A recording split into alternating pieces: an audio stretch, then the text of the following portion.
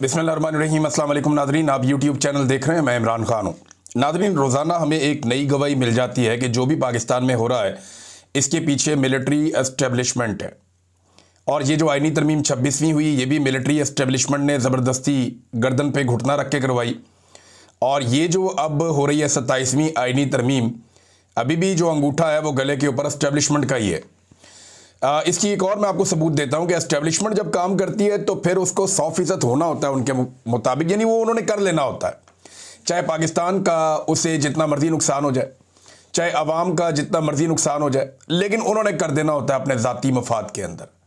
26वीं तरमीम भी कर ली, 27वीं भी अब तकरीबन हो गई है। मैं उसकी वजह आपको बताता हूँ कि पहले से ही उसके ऊपर अमल दरामद शुरू हो गया है। अब ये एक ब्रेकिंग न्यूज़ है जो साकिब बशीर साहब ने दी है, कुछ और सहाफ़ी हैं उन्होंने भी दी है, और ये सब लोग जो है वो कोर्ट रिपोर्टिंग करते हैं, अदालतों में जाके कवरेज करते हैं।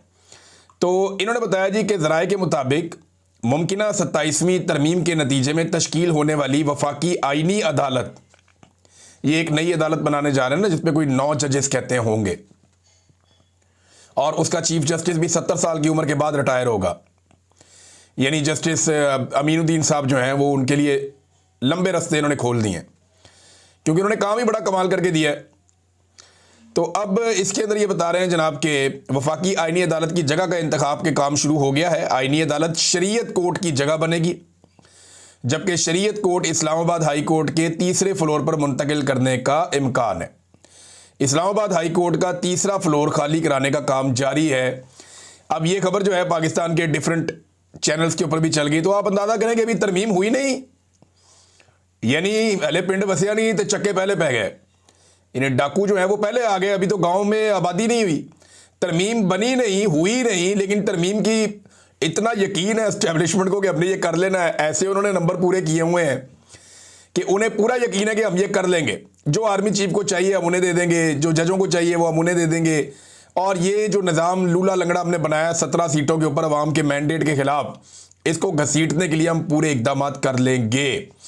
अब जनाब इसके ऊपर पहले से ही अमल दरामद शुरू हो गया, और इसमें एक बड़ा इंटरेस्टिंग ट्वीट है जबरान इलियास साहब का, और उन्होंने बड़ा ज़बरदस्त इसको पोर्ट्रे किया। पाकिस्तान तहरीक इंसाफ का सोशल मीडिया चलाते हैं वो ये कहते हैं कि इमरान खान ने पूरे सिस्टम और आसिम मुनीर को इतनी बुरी तरह हराया कि हर वक्त वो खेल के रूल्स चेंज करने में लगे होते हैं। यानी इमरान खान ने इनकी माती मार दी है, इमरान खान ने इनका इतना बेड़ा गर्क कर दिया कि अब ये खेल के रूल्स तब्दील कर रहे हैं बार बार, कभी ज़ोर ज़बरदस्ती से और कभी आइनी तरमीम से। इन सबको ये नहीं पता कि कुछ उसूल कुदरत के भी होते हैं, और इनके मुताबिक इमरान खान इन सबको मात दे चुका है अवाम की मदद से। अब वो लोग आगे जो कुछ भी करें, पहले अपनी मायूसी, महरूमी और नाकामी लोगों को दिखाएंगे, और फिर ताकत दिखाने के बावजूद और ज़्यादा रुसवा होंगे, क्योंकि इससे कुछ हासिल नहीं होगा, उल्टा पाकिस्तान को नुकसान पहुंचेगा और लोग और शिद्दत से इनके खिलाफ हो जाएंगे। ये साइकिल 3 साल से चलाकर अपना दिवालिया निकाल लिया है इन्होंने। ये जो काम करते हैं, कल मैंने आपको बताया ना, चंद काम आपको बताए थे मैंने, 1-2 दर्जन काम बताए थे जो इन्होंने किए, कि बस ये आखिरी काम अगर हमने कर लिया ना, बस फिर सारा कुछ कंट्रोल में आ जाएगा। इमरान खान को किसी तरह जेल में डाल देना, सब ठीक हो जाएगा। ये जनाब इमरान रियाज को अगवा कर लेते हैं, गायब करके बंद कर देते हैं, सब ठीक हो जाएगा। ये जनाब अरशद शरीफ को कत्ल कर देते हैं, अरशद शरीफ पाकिस्तान से निकल गया, उसकी जिंदगी जीरन कर दी, वो कत्ल हो गया, अब सब ठीक हो जाएगा। पाकिस्तान का मीडिया कंट्रोल कर देते हैं, पीका ऑर्डिनेंस लाके ना इनका गला दबा देते हैं। जनाब हम ये काम करते हैं, ये चोरों डाकुओं को इकट्ठा करके सबको बैठा देते हैं, इक़्तिदार दे देते हैं, हम ये कर देते हैं, वो कर देते हैं, सारे गलत। डोनाल्ड ट्रंप के जाके पाँव पकड़ देते हैं, उसकी तारीफों में ज़मीन आसमान के किलाबे मिला देते हैं, बूट पॉलिश करते हैं कमाल किस्म की ज़बान से। ये सारा कुछ करने के बाद भी इनको पता चलता है कि अब इन्हें कुछ और करना पड़ेगा। वो एक दरिया क्रॉस करते हैं तो अगला दरिया सामने आ जाता है, और वो पहले से ज़्यादा कठिन होता है। कर लो 27वीं आइनी तरमीम पास, लग पता जाएगा आपको इसके बाद जो चैलेंजेस आपके सामने आएंगे, आपको अंदाजा भी नहीं है, क्योंकि बदनीयती के अंदर से कभी भी बेहतरी नहीं निकल सकती। ये बदनीयत है, अपनी अपनी नौकरी, अपनी अपनी हुकूमत और अपनी अपनी कुर्सी के चक्कर में, और इनको हमेशा ये याद रखना पड़ेगा जो अभी जबरान साहब ने कहा कि कुदरत का भी एक कानून होता है और उसका भी एक इंसाफ होता है, और वो इनको नजर आता है वक्त के साथ साथ। तो ये वक्त इस्लाह का है, उन्होंने ये भी कहा, लेकिन ये इस्लाह की किसको पड़ी है? अभी तो सारे के सारे लोग जो पाकिस्तान में हैं, इक़्तिदार में ख़ास तौर पे, उन्हें तो कुछ दिखाई ही नहीं दे रहा। आर्मी चीफ की एक्सटेंशन पे सोशल मीडिया में सख्त रद्द-ए-अमल आ रहा है, ये बड़ा सख्त रद्द-ए-अमल है यानी इससे पहले हमने पाकिस्तानियों को कभी ऐसे नहीं देखा था किसी भी एक्सटेंशन में। जनरल बाजवा की एक्सटेंशन भी पाकिस्तानी नहीं चाहते थे, लेकिन आसिम मुनीर की एक्सटेंशन तो पाकिस्तानी बिल्कुल ही नहीं चाहते। पहले दिन से ही यहाँ पे ट्रेंड चल रहा है सोशल मीडिया पे कि एक्सटेंशन नामंजूर। फिर इमरान खान साहब ने ज़हनी मरीज करार दे दिया। अब ज़हनी मरीज कहने के बाद इमरान खान साहब ने एक नेक्स्ट लेवल पे इस लड़ाई को पहुंचा दिया है। और उसके बाद जो बातें आकर बताई सुहेल अफरीदी ने, और अभी सुहेल अफरीदी ने जो बातें बताई हैं ना, ये कुछ भी नहीं है। मैं आपको सच बता रहा हूं, ये मस्जिद में कुत्ते बांधने वाली बात कुछ भी नहीं है। जो ऑपरेशन ज़दा इलाकों में वहां के लोगों के साथ हुआ है और जो वाकयात हैं वो अगर वहां के लोग सुना दें ना, तो पाकिस्तानियों के पंजाब में बैठे हुए और सिंध में बैठे हुए कानों से धुएं निकल आएंगे। हत्ता के पेशावर के लोग नहीं जानते कि ऑपरेशन ज़दा इलाकों में क्या कुछ हुआ और किस तरीके से हुआ। ये बातें अब सुहेल अफरीदी ने बताना सिर्फ शुरू की हैं और ये नुक्ता आगाज है। मेरे ख्याल में जितनी जल्दी हो इस मामले को समेट लें और अवाम का मैंडेट तस्लीम करें, उससे माफ़ी मांगें कि हमने तेरे साथ ज्यादती की, भाई आप अपना काम करें, हमें हमारा काम करने दें। तो अब रद्देमल पब्लिक का बहुत सख्त आ रहा है और ये आने वाले दिनों में बढ़ता चला जाएगा। शहजाद अकबर साहब ने एक खबर दी है और शहजाद अकबर साहब की जो खबर है वो ये कहती है कि नई तरमीम के तहत फील्ड मार्शल तमाम अफवाज बरी, नेवी, एयरफोर्स के सरबराह होंगे। अच्छा, इसमें मैं एक चीज़ और बताऊं कि अख्तर औसाफ साहब ने जो तजवीज़ दी थी उसमें यह कहा था कि तमाम फोर्सेस के, अब ये फोर्सेस क्या सिविलियन फोर्सेस के भी सरबराह होंगे, ये सवाल तब से अब तक मेरे जहन में है, लेकिन फ़िलहाल ये कि तमाम अफवाज के सरबराह होंगे। इनका ये ओहदा आईनी होगा, यानी वो पहले की तरह सरकारी मुलाजिम नहीं होंगे। सरकारी मुलाजिम नहीं होगा आर्मी चीफ, आईनी ओहदा बन जाएगा, जैसे सदर का होता है, वज़ीर आज़म का होता है। वज़ीर आज़म और चीफ जस्टिस इनके कंट्रोल में होगा। ये ओहदा 5 साल का होगा।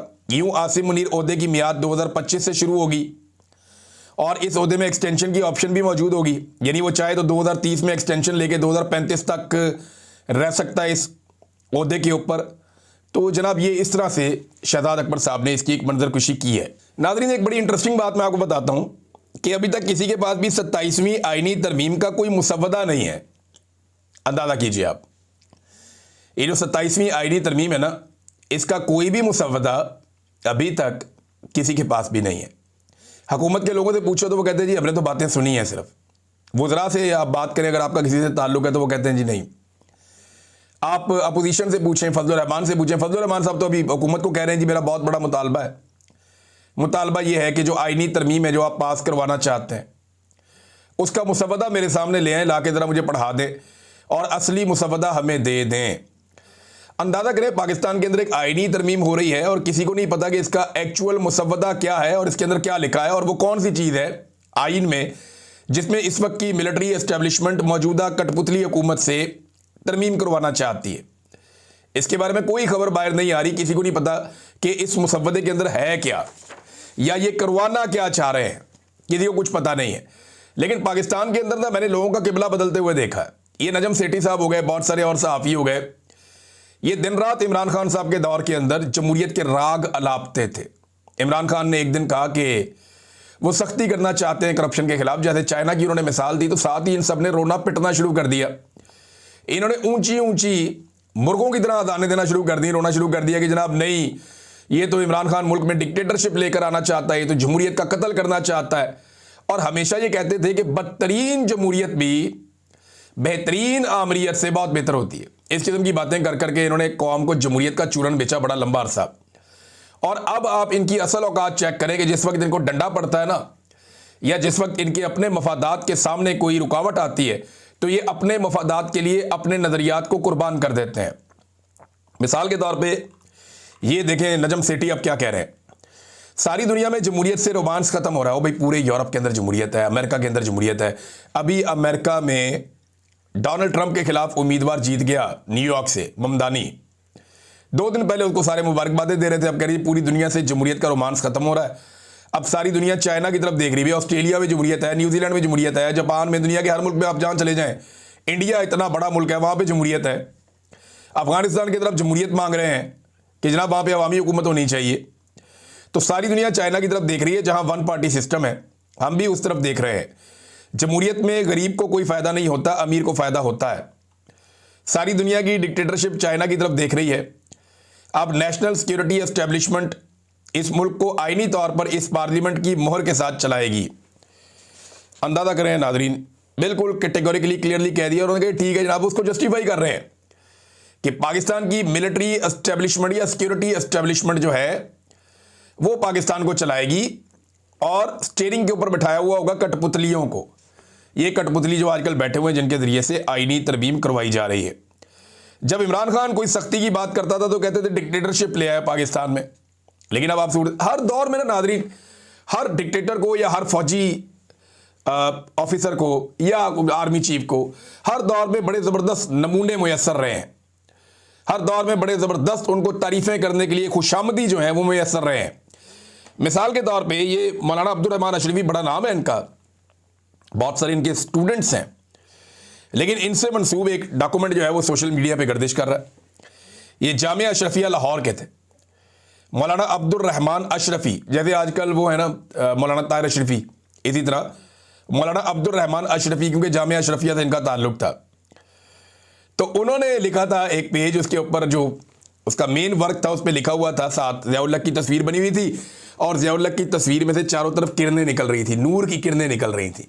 उस दौर में जितनी निकाली जा सकती थी उस तरह उन्होंने उस टेक्नोलॉजी के तहत निकाली, नूर की किरणें, जनरल ज़िया-उल-हक का बीच में फ़ोटो, बड़ा खूबसूरत, बड़ा वजी, और उसके ऊपर जनाब जो तहरीर लिखी हुई थी मौलाना अब्दुल रहमान अशरफी साहब से मंसूब, वो ये थी, जनरल साहब को सरकार दो आलम सल्लल्लाहु अलैहि वसल्लम की तरफ से कई सलाम पहुँचे, कई पैगाम आए। यानी इन्होंने दीन का मंजर मौलवियों ने हर दौर में डिक्टेटरों के सामने बेचा है। इन्होंने हर दौर में दीनी मामलात को, तसव्वुफ को और दीनी इस्लाहात को डिक्टेटरों के फ़ायदों के लिए इस्तेमाल किया। आज भी कई लोग कहते हैं कि जनाब आसिम मुनीर साहब के बारे में बहुत सारी दीनी बातें करते हैं। आजकल ये काम जो है वो कर रहे हैं ज़्यादातर, क्या नाम है, अंसार अब्बासी साहब, कि जनाब बड़ी मजहबी शख्सियत है, कुरान पाक को जानते हैं, कुरान पाक की तालीमात पर अमल करते हैं, और जाके एक दफ़ा इसको चक्कर लगवाओ अंसार अब्बासी को, इनको लेकर जाओ और ले जाके दिखाओ कोटलखपत जेल में जो औरतें बंद हैं, उनसे पूछें कि कौन से कुरान पाक पे अमल दरामद हो रहा है।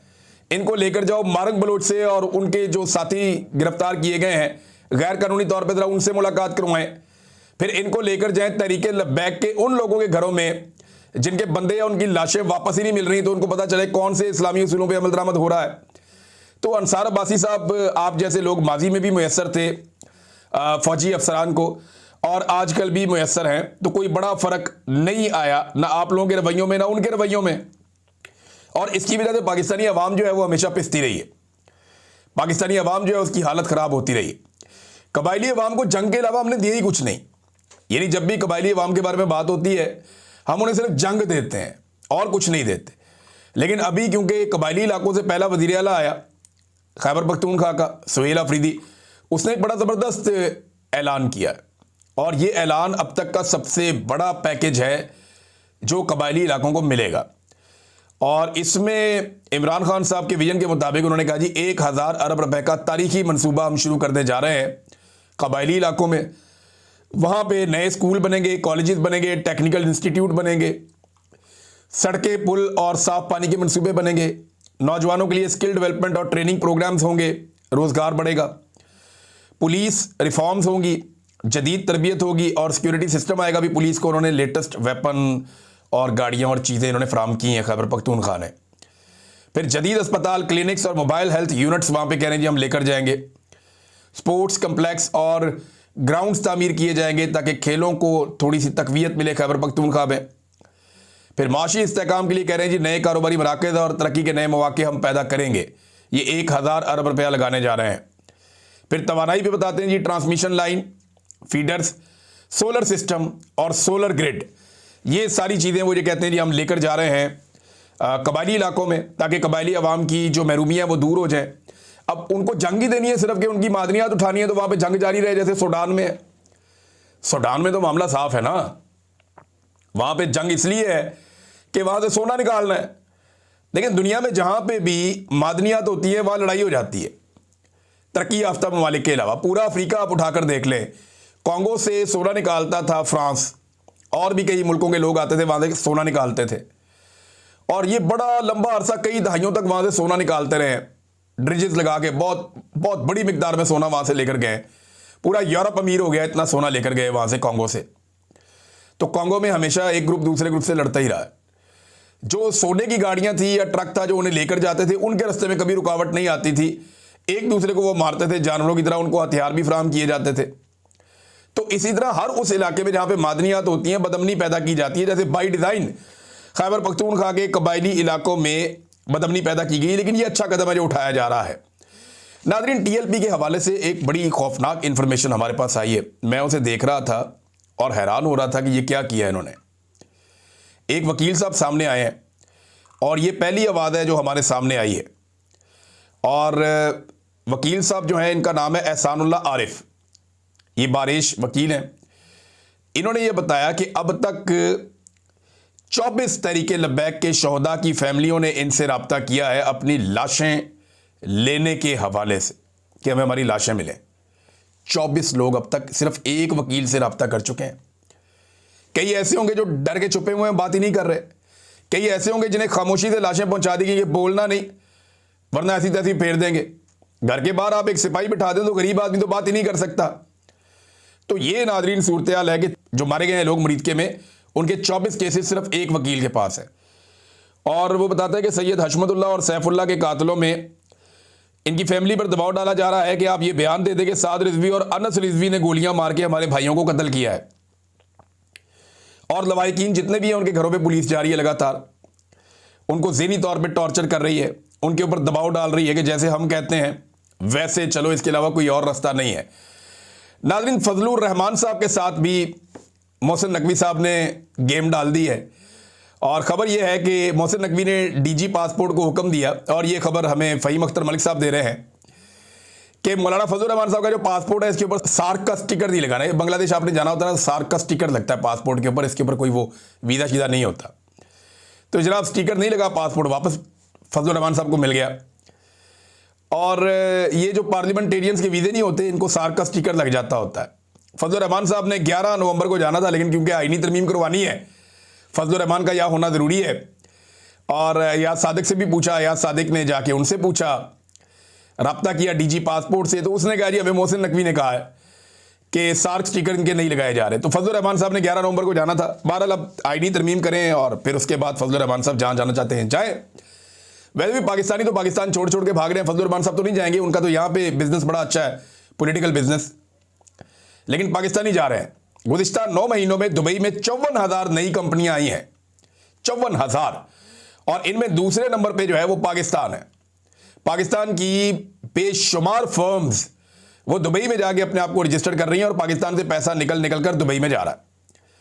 और ये पाकिस्तान, इसीलिए ये साफ आपको नजर आ जाता है ना क्यों ये आदादोशुमार आ रहे हैं कि 51 साल की पाकिस्तान की कम तरीन सरमायाकारी हुई है।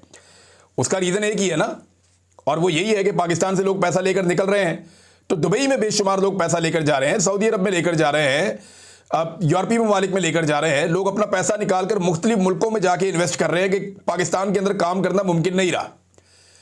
नाज़रीन, साहबजादा हामिद रज़ा साहब गिरफ्तारी देने आ रहे थे और उन्हें गिरफ्तार कर लिया गया और दहशतगर्दी की अदालत में उन्हें पेश किया गया। फैसलाबाद जेल उन्हें मुंतकिल कर दिया गया। साहबजादा हामिद रज़ा साहब ने भी इमरान खान साहब से वफादारी निभाई है। हालांकि पाकिस्तान तहरीक इंसाफ के नहीं है, सुन्नी इत्तेहाद काउंसिल उनकी अपनी जमात है, लेकिन उनकी बहनों पे, रिश्तेदारों पे, सब पे मुकदमात हुए, सबकी ज़िंदगी तंग कर दी गई, उनकी फैमिली को बहुत परेशान किया गया। लंबे अरसे से वो इमरान खान साहब से वफादारी निभा रहे हैं, ताल्लुक़ निभा रहे हैं। हालांकि साहबजादा हामिद रज़ा वो शख्सियत है जिनके एस्टेब्लिशमेंट के साथ कभी भी बुरे ताल्लुकात नहीं रहे थे, लेकिन उन्होंने अपने ताल्लुकात बहुत बिगाड़े एस्टेब्लिशमेंट से, इस नज़रिए के ऊपर कि इमरान खान जो बात कर रहे हैं वो ठीक कर रहे हैं, और तब से लेकर अब तक वो भुगत ही रहे हैं। और अब उन्होंने गिरफ्तारी दे दी है या उन्हें गिरफ्तार कर लिया गया है पंजाब पुलिस की जानिब से। 10 साल की सज़ा उन्हें पहले ही सुनाई जा चुकी है 9 मई के केसेस में। तो साहबजादा हामिद रज़ा साहब के लिए एक और इम्तिहान शुरू हो गया है। नाज़रीन, डोनाल्ड ट्रंप ने कहा कि जल्द अहम ममालिक अब्राहम अकॉर्ड का हिस्सा बनने वाले हैं। अब ये कौन से अहम ममालिक हैं, क्या इनमें पाकिस्तान शामिल है, ये बड़े सवाल आते हैं। आने वाले दिनों में हमें जवाब मिल जाएंगे। और भी खबरें आपको मैं नेक्स्ट वीलॉग में देता हूँ। अब तक के लिए इतनी, अपना ख्याल रखिएगा, अपने चैनल का भी। अल्लाह हाफ़िज़।